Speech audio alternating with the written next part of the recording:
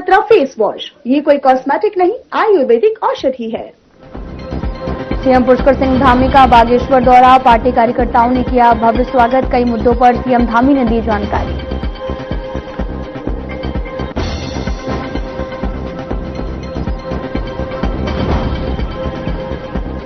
Cabinet मंत्री गणेश जोशी ने sewerage योजना का किया शिलान्यास। कहा 1300 से अधिक परिवारों को सीवरेज समस्या से मिलेगी राहत। मंत्री जोशी ने सीएम धामी का जताया आभार। उत्तराखंड में ठंड और भारी शीतलहर का अनुमान, पूर्वानुमान के बाद अलर्ट मोड पर सरकार, जिलों को तैयारी पुख्ता करने के निर्देश।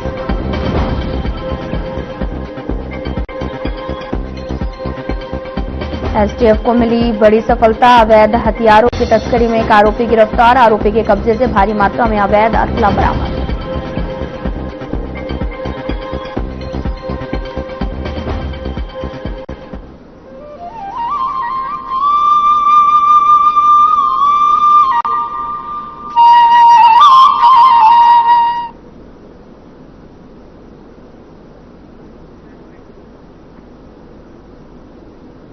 नमस्कार, मैं हूं आपके साथ अंकिता पाल। बुलेटिन की शुरुआत करते हैं। सीएम पुष्कर सिंह धामी आज बागेश्वर दौरे पर पहुंचे, जहां बीजेपी जिला कार्यालय में उनका ढोल नगाड़ों और छोलिया नृत्य के साथ में भव्य स्वागत किया गया। मुख्यमंत्री ने यहां पर कई संगठनों, पार्टी पदाधिकारियों और कार्यकर्ताओं से मुलाकात की। पत्रकार वार्ता में सीएम धामी ने कहा कि उत्तराखंड के मूल अस्तित्व को खत्म नहीं होने दिया जाएगा। उन्होंने बताया कि सरकारी भूमि से अवैध कब्जे हटाए जा रहे हैं और अब तक 10,000 हेक्टेयर जमीन खाली कराई जा चुकी है। सरकार का लक्ष्य आने वाली पीढ़ियों को एक सुरक्षित उत्तराखंड देना है। इसी क्रम में प्रदेश भर में सत्यापन अभियान चल रहा है। सीएम धामी ने कहा कि सत्यापन के बाद वे लोग खुद ही प्रदेश छोड़ देंगे और जो घुसपैठ के तहत यहां पर रह रहे हैं। उन्होंने कहा कि पूर्ववर्ती सरकारें सरकारी जमीनों पर हुए कब्जों को खाली कराने में विफल रही।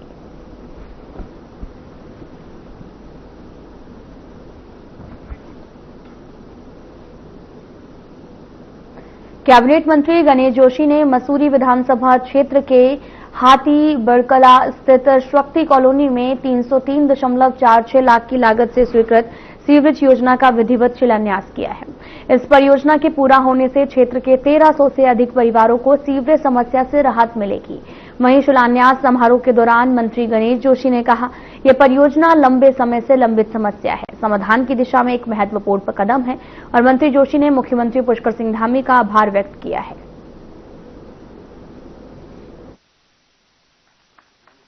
चार बार मुझे अपना आशीर्वाद दिया, मुझे विधायक बनाया, मुझे सेवा करने का मौका दिया।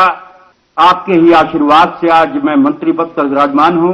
मैं आपके चरणों में नमन करता हूं, प्रणाम करता हूं। विश्वास, आपका हमारा भाईचारा और आपके हमारे संबंध ये बरकरार रहने चाहिए। अगर आपको ध्यान होगा, मैंने यहीं पर कहा था, जब मैं पहला चुनाव लड़ रहा था, मैंने कहा था कि अगर आपने मुझे विधायक बनाया तो मैं विधायक बनकर नहीं, आपका भाई बनकर, आपका बेटा बनकर आपकी सेवा करूंगा। भाइयों बहनों, मैं इस भावना से काम करूंगा।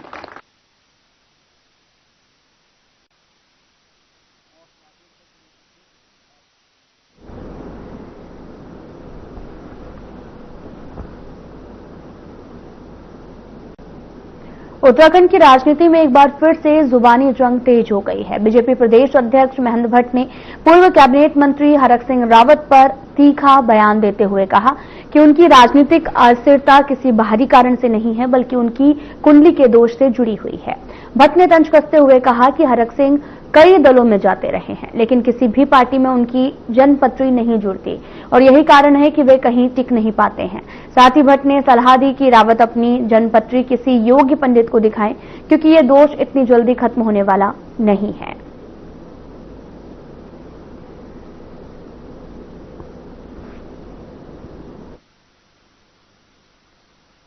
हरक सिंह रावत जी औरों के हाथ तो देख रहे हैं, लेकिन कभी उन्होंने अपनी कुंडली नहीं जुड़ाई।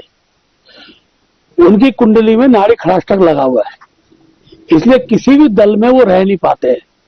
कभी बसपा में जाते हैं, कभी सपा में जाते हैं, तो सपा में जन्मपत्री नहीं जुड़ती, बसपा में जन्मपत्री नहीं जुड़ती, बीजेपी में जुड़ी नहीं, ये पार्टी भी से बाहर हो गए। और कांग्रेस में भी उनकी जन्मपत्री जुड़ने वाली नहीं है। नाड़ी खड़ाष्टक बड़ा दोष होता है और वही दोस्त जो है उनको कहीं टिकने नहीं देता है। तो पहले वो अपनी जन्मपत्री किसी ठीक ठाक पंडित को दिखाएं। वैसे तो मैं भी पंडिताई का काम अब करता नहीं हूं, लेकिन मैं उनकी जन्मपत्री बिना देखे बता सकता हूं, नाड़ी खराश तक दोष बहुत जल्दी खत्म होने वाला नहीं है।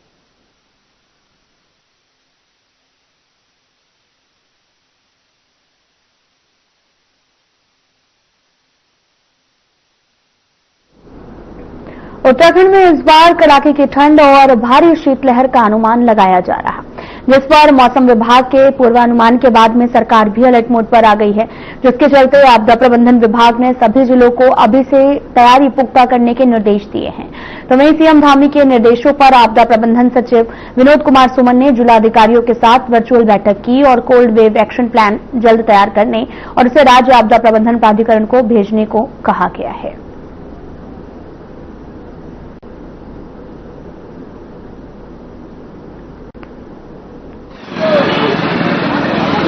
पॉइंट्स पर, जिसमें कि सार्वजनिक स्थल भी इंक्लूडेड है, रैन बसेरे भी इंक्लूडेड हैं, 19 पॉइंट्स पर अलाव की व्यवस्था है। पिछली बार हमने इसको बढ़ा करके एक समय पर जब शीतलहर का अत्यधिक प्रकोप था तो 80 पॉइंट्स तक पर भी अलाव जलाए थे, और इस बार भी जैसे जैसे आवश्यकता पड़ेगी उस अनुसार इन पॉइंट्स को बढ़ाया जाएगा। वर्तमान में भी 19 पॉइंट्स पर पूरे नगर निगम क्षेत्र में अलाव जलाए जा रहे हैं। इसमें सार्वजनिक स्थल भी शामिल है, हमारे चौक चौराहे भी शामिल हैं और रैन बसेरे भी शामिल। माननीय मुख्यमंत्री जी के द्वारा और चीफ सेक्रेटरी सर के द्वारा लगातार हम लोगों को निर्देश दिए गए हैं और हम लोगों ने जनपदों को निर्देश भी जारी किए हैं कि शीतलहर से बचाव की तैयारी कर ली जाए। जनपदों द्वारा इसमें तैयारी कर ली गई है। अब देख रहे हैं देहरादून नगर निगम में या अन्य नगर निकायों में जहां जहां आवश्यक है सब जगह अलाव जलाने की कार्रवाई की जा रही है। कंबल वितरण के बारे में कहा गया है और जहां रास्ता बंद होने की संभावना होती है, जहां बर्फबारी के कारण रास्ता बंद हो जाता है, वहां पे पर्याप्त मात्रा में अगले फरवरी तक के लिए राशन और आवश्यक जो संसाधन है, जिसमें पेट्रोल के डीजल का भंडारण, खाद्यान्न का भंडारण, दवाइयों का भंडारण और जो आवश्यक सामग्री है उसका भंडारण करने के निर्देश दिए गए हैं। इस प्रकार से जहां भी रैन बसेरे की आवश्यकता है एक सर्वे करके देख लिया जाए।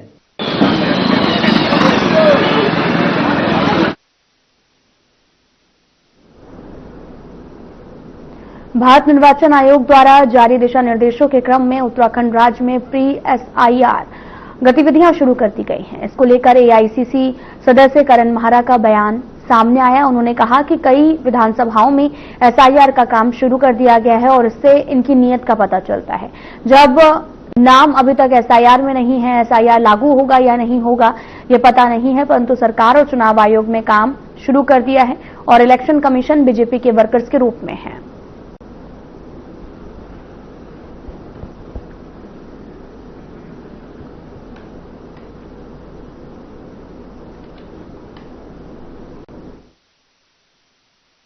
देखिए, उत्तराखंड में हालांकि अभी घोषित नहीं हुआ, लेकिन आप विभिन्न विधानसभाओं में जाओ, एसआईआर का काम ऑलरेडी शुरू कर। इनकी नीयत पता चलती है। जब नाम अभी तक एसआईआर में है नहीं और एसआईआर लागू होगा नहीं होगा ये पता नहीं, लेकिन सरकार ने और इलेक्शन कमीशन ने काम ऑलरेडी शुरू कर दिया है और कोशिश हो रही है कि विपक्ष के लोगों के जो नजदीकी लोग हैं उनको चिन्हित इनके कार्यकर्ता कर रहे हैं, लिस्टें दी जा रही, बकायदा उनके नाम काटे जा रहे हैं और कठिन किया गया है कि 2003 के कम से कम प्रपत्र रहे। कोई लड़की अगर विवाह करके आई है और पहले वोटर नहीं थी तो उससे कहा जा रहा अपने माँ बाप के कार्ड्स लेके जाए।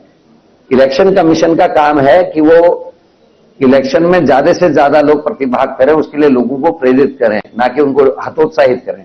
और ऐसे में राजनीतिक दल तो अपने लिए हो सकता है काम करें, लोगों के आईडीज बनाएं, लोगों के वोट चढ़वाएं, लेकिन कोई व्यक्ति स्वयं क्यों कष्ट उठाएगा कि वो अपने मायके जाए, अपने माँ के या पिता के जो है उस 2003 के वोटर कार्ड्स लेके आए और अपना नाम चढ़ाए। ऐसा कोई भी करता नहीं और हिंदुस्तान में अभी ऐसी स्थिति आई भी नहीं है। सिडकुल में टेंडर आवंटन को लेकर नया विवाद सामने आया। कांग्रेस ने महाप्रबंधक पर गंभीर आरोप लगाए। कांग्रेस नेता करण सिंह महारा का कहना है कि सिडकुल के अंदर बड़ा घोटाला दबाया जा रहा है। सिडकुल के जीएम यदुवीर पुंडीर अपने ही परिचितों और परिवार को फायदा पहुंचा रहे हैं। साथ ही कांग्रेस नेता और सीडब्ल्यूसी के सदस्य करण महारा ने आरटीआई की मिली जानकारी का हवाला दिया। आरोप लगाया कि सिडकुल प्रशासन जानकारी छिपा रहा। अगर सभी दस्तावेज आरटीआई में मिल जाएं तो घोटाले की राशि करोड़ों तक पहुंच सकती है।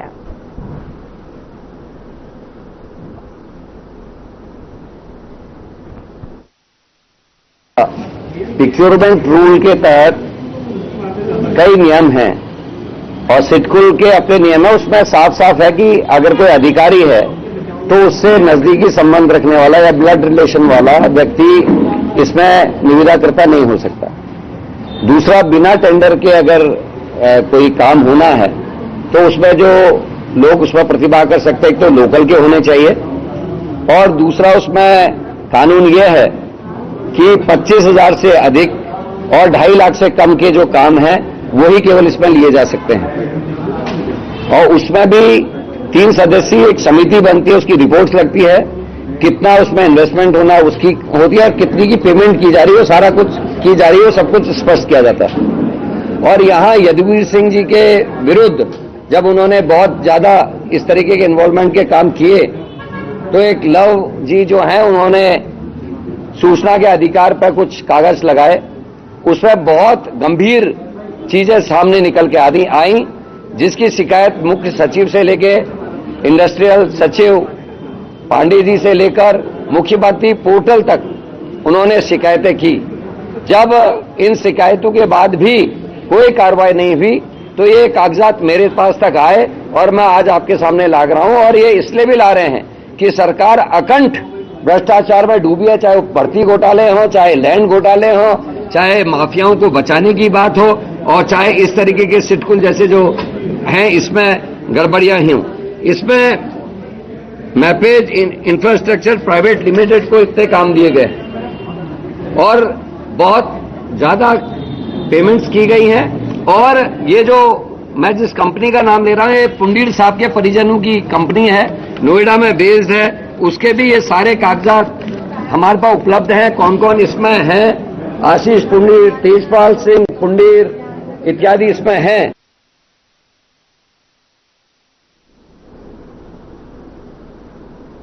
उत्तराखंड कांग्रेस के नवनियुक्त प्रदेश अध्यक्ष गणेश गोदियाल मंगलौर विधायक काजी निजामुद्दीन के आवास पर पहुंचे।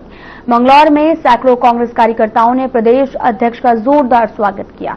प्रदेश अध्यक्ष गणेश गोदियाल ने बीजेपी सरकार पर तीखा प्रहार करते हुए कहा कि धामी सरकार राज्य में पूरी तरीके से विफल हो चुकी है। उन्होंने कहा कि बीजेपी सरकार ने सत्ता संभालते ही बड़े बड़े वादे किए थे और साथ ही जो कि झूठे साबित हुए हैं, और कांग्रेस प्रदेश में पूर्ण बहुमत के साथ सरकार बनाएगी।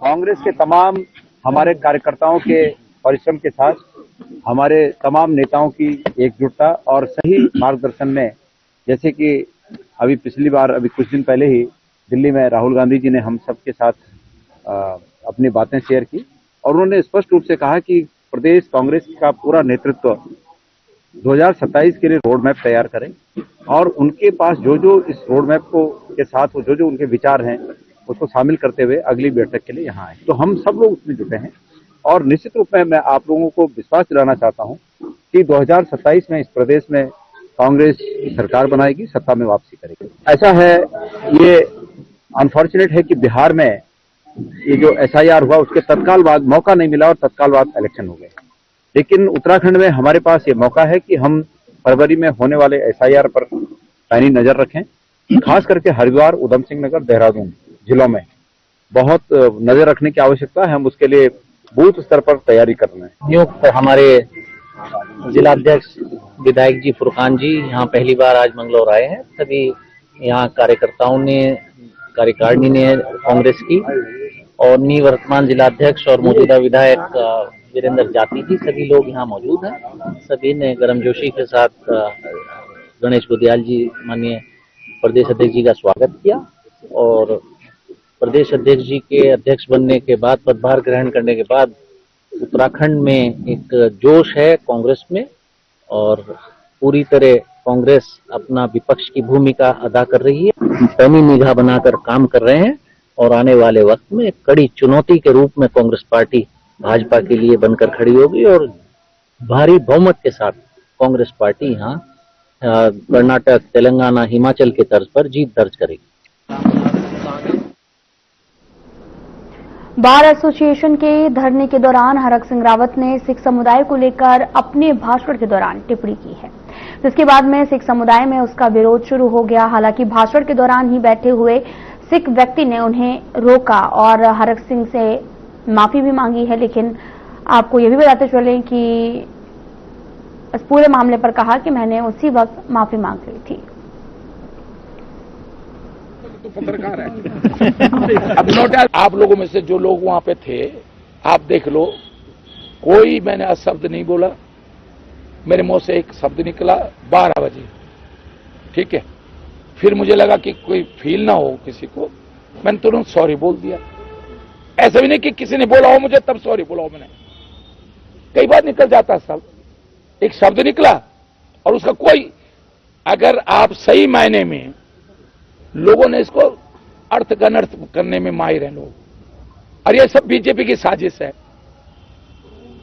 बीजेपी इसमें इसी मामले की रोटी तो खा रही है। बीजेपी लोगों नौकरी तो देंगे नहीं, लोगों का काम होगा नहीं, नल पे पानी आएगा नहीं, घर घर जल की बात करेंगे। किस बात की रोटी खा रहे हैं? ऐसी फर्जी रोटी करके बात का बतरंग बनाने की रोटी खा रहे हैं। नजदीकी चेला है, मैं हंसे, अब जैसे से कर देता हूँ मैं हंसे मजाक, उस समय मैं ये थोड़ी सोचता कि तू पत्रकार है। अब नोटाल से करूंगा, अब धीरे धीरे ये बेटी भी हमारी नजदीक होगी, तो अब इससे कोई बात। कांग्रेस नेता और पूर्व कैबिनेट मंत्री हरक सिंह रावत का सिख समाज के ऊपर गलत टिप्पणी करने का एक वीडियो सोशल मीडिया पर वायरल हो रहा, जिसके चलते देहरादून के घंटाघर सिख समाज ने हरक सिंह रावत के विरोध में प्रदर्शन किया। सिख समाज के साथ हिंदू संगठनों ने भी बयान के विरोध में हरक सिंह रावत का पुतला फूंका। सरदार संतोष सिंह नागपाल ने बताया कि हरक सिंह रावत के बयान पर सिख समाज में आक्रोश है। बजरंग दल के नेता विकास वर्मा ने कहा कि जिस कौम के कारण आज हमारा सनातन धर्म सुरक्षित है, उस कौम का हरक सिंह रावत द्वारा मजाक बनाना निंदाजनक है।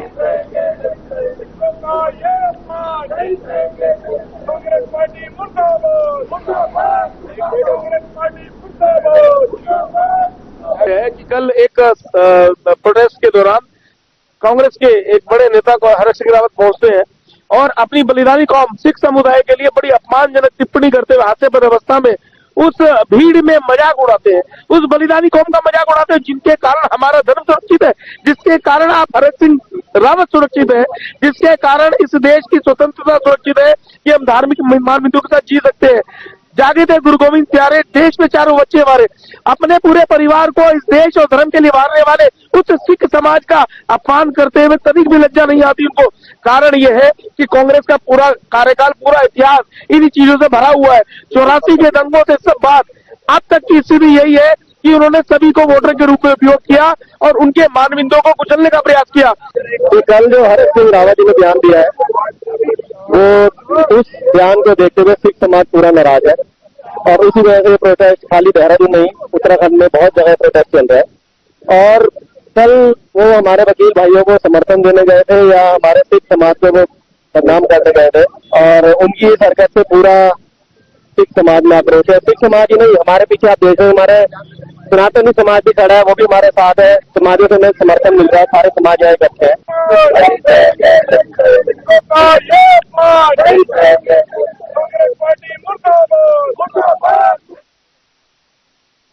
कांग्रेस नेता हरक सिंह रावत की विवादित टिप्पणी से सिख समाज भड़क गया है और जिस पर समाज के लोगों ने नाराजगी भी जताई है।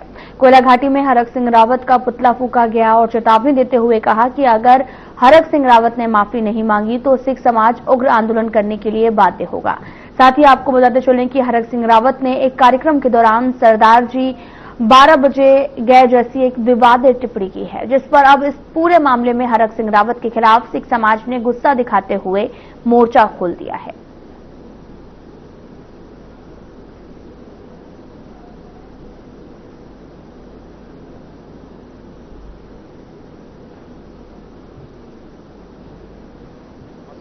और सभ्यता, क्योंकि टीचर भी रहे हैं, ये शोभा नहीं देती।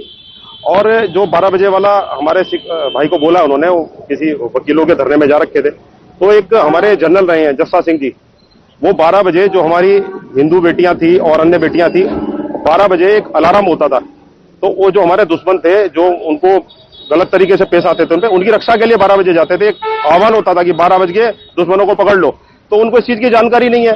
दूसरा विषय यह है कि अभी हमारे शहीदी समा कमाने वाले हैं, ये हमारा शहीदी का महीना चलता है, तो 350 वाला भी है, और जो हमारे गुरु गोविंद सिंह जी के बच्चे शहीद हुए उनका ये महीना रहता है। उनको जानकारी नहीं है कि चल क्या रहा है। सिखों ने जितने बलिदान दिए, जितनी कुर्बानियां दी है, जरा उनका इतिहास पढ़े तो। या हमारे हेमकुंड गुरुद्वारे जाए, उनका वहां पे स्टैचू लगे हैं, वहां पे जाके देखें एक बार। आप ऋषिकेश आते हैं और अन्य जगह पे जाते हैं, दुनिया भर के गुरुद्वारे हैं, वहां पे जाएं आप एक बार, सिखों के इतिहास को पता तो करें। तो सिख समाज इसकी घोर निंदा करता है, और अगर इसकी पुनरावृत्ति उन्होंने फिर करी या कुछ इसके ऊपर एक्शन नहीं लिया या सार्वजनिक तौर पर माफी नहीं मांगी, जिस प्रकार से भाई गगन भाई ने भी कहा, हमारे अन्य भाइयों ने भी कहा है, तो इस पे फिर ये आंदोलन फिर बड़ा हो सकता है। इसकी जिम्मेदारी उनकी खुद की होगी। ये पुतला दहन की कल वीडियो आई है, पूरे उत्तराखंड में, पूरे हिंदुस्तान में वायरल हुई है। कल उत्तराखंड हरक सिंह रावत जी ने बोला है कि सरदारों के सिखों के 12 बज गए, और आप इतने बड़े नेता हैं, उत्तराखंड के नेता, और ऐसा बयान दे रहे हैं, और सिखों के 12 बज गए। सिखों का 12 बजे का मतलब आपको पता भी है। सिखों ने 12 बजे हिंदू धर्म की रक्षा करी थी, उनकी 2200 बच्चों को छुड़वाया था। आपको पहले पता होना चाहिए कि आप क्या बयान दे रहे हैं। आप इतने बड़ा उत्तराखंड के नेता हैं, मंत्री पद में रह चुके हैं, और ऐसे आप बयान दे रहे हैं, और सिखों के 12 बज गए। और जितनी भी वहां पे जनता बैठी सारी हंस रही थी, मजाक उड़ा रही थी। हम पूरे सिख समाज पूरी घोर निंदा करते हैं हरक सिंह रावत जी की। अब क्या मांग है आपकी? हमारी ये मांग है, हमारे पंच प्यारों के सामने गुरुद्वारे में जाके हरक सिंह रावत जी पूरे सिख समाज से माफी मांगे। नहीं तो हम अभी तो उत्तराखंड में ऋषिकेश में ये प्रदर्शन हुआ है, हम पूरे हिंदुस्तान में प्रदर्शन करेंगे, पूरे देश दुनिया में प्रदर्शन करेंगे हम। देहरादून में सिख समाज पर हरक सिंह रावत की टिप्पणी को लेकर राजनीतिक विवाद गहराता जा रहा है।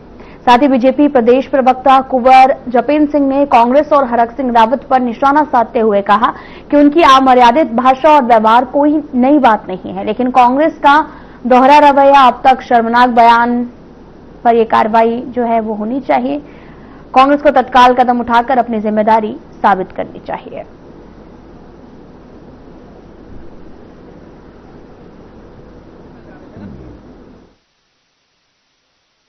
रावत अमर्यादित भाषा शैली और अमर्यादित व्यवहार के लिए पहचाने जाते हैं, और सिखों के प्रति जो नफरत और दोहरा रवैया कांग्रेस का रहा है, जो विचारधारा कांग्रेस की रही है, ये उस विचारधारा के पोषक तत्व हैं सभी कांग्रेसी। और अगर ऐसा ना होता तो जो हरकत और जो शर्मनाक काम हरक सिंह रावत ने किया है, अभी तक हरक सिंह रावत को कांग्रेस से कांग्रेस जन बाहर का रास्ता दिखा देते, अगर इस बयान में सच्चाई ना हो तो।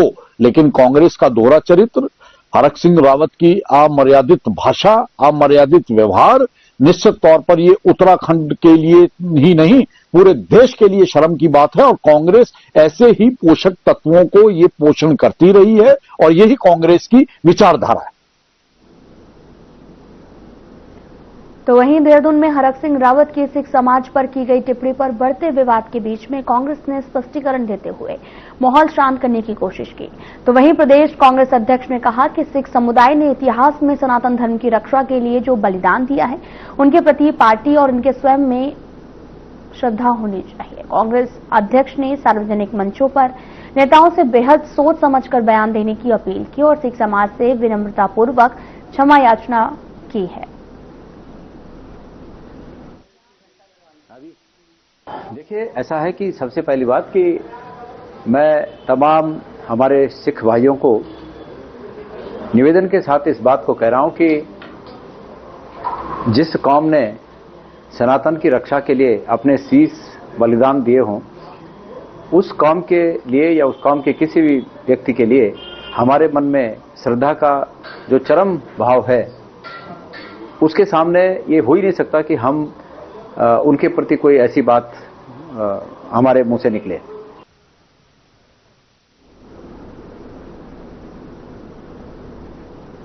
मुख्यमंत्री पुष्कर सिंह धामी का पहाड़ों पर एयर कनेक्टिविटी का संकल्प अब तेजी से धरातल पर उतर रहा है, जहां कुमायूं मंडल के बाद अब गढ़वाल मंडल में भी हवाई सेवाओं का अध्याय शुरू हो गया। साथ ही जौलीग्रांट एयरपोर्ट से गढ़वाल मंडल के लिए शहर देहरादून जैसी कई जगहों पर नए रूटों से शुरू होने से पूरे क्षेत्र में नई ऊर्जा और उत्साह का माहौल है।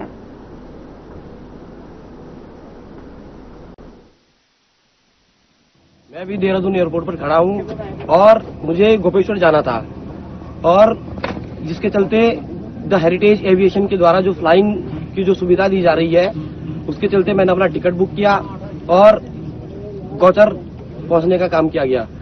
मैं धन्यवाद करता हूं धामी सरकार का, हेरिटेज एविएशन का, प्रधानमंत्री मोदी जी का कि ये जो रीजनल सेवा पूरे प्रदेश के अंदर चलाई जा रही है बहुत उत्तम और बहुत ही सराहनीय है। इस प्रकार की पहल हेरिटेज एविएशन के द्वारा जो की जा रही है ये बहुत सराहनीय है। आप सबका बहुत बहुत धन्यवाद। हेरिटेज एविएशन फिलहाल बुलेटिन में इतना ही। नमस्कार।